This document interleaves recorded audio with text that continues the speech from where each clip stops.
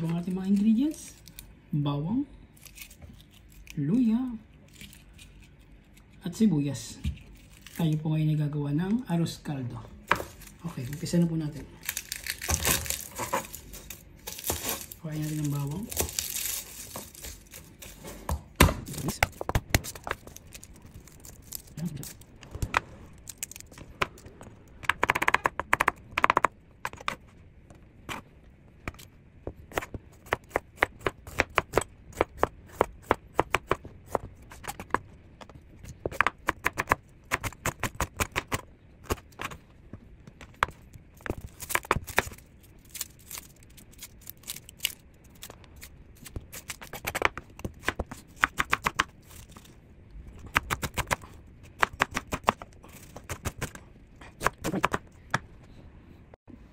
At isang nga rin po palang ingredients natin. Ito pong polo o chicken.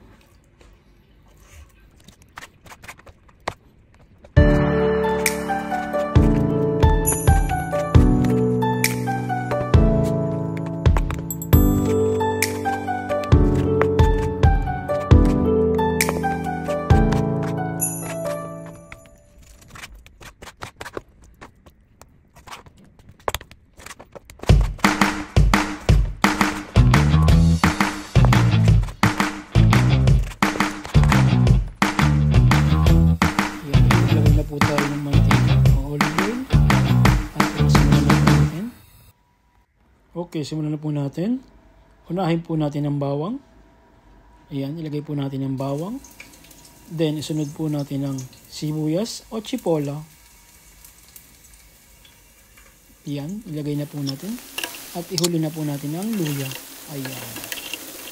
Nakikita niyo po yan. Ilalagay natin lahat. Okay.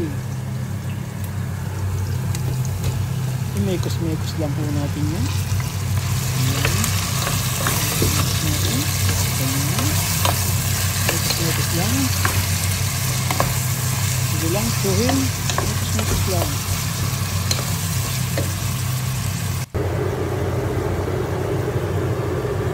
Ayan, ilagay na po natin ang bigas. Ayan. Haluin lang po natin dyan. Mas masarap po yan. Nagigisa lang ng bigas.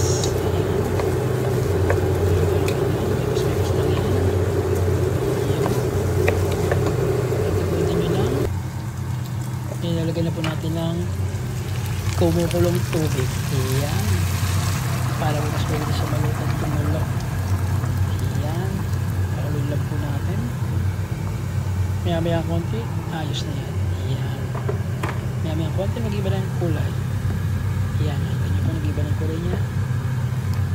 Ayan. Pakulo lang po, pakulo. Wala pong may inip. Ayan. Ayan na po. Nag-iba na po ang kulay niya. Malapit na po siya maluto. Ayan. Masarap yan sa taglamig, guys. Ayan. Ayan na po siya.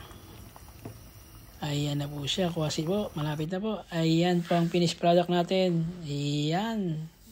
Arroz caldo po para sa taglamig. Ayan. Please subscribe and share for more videos.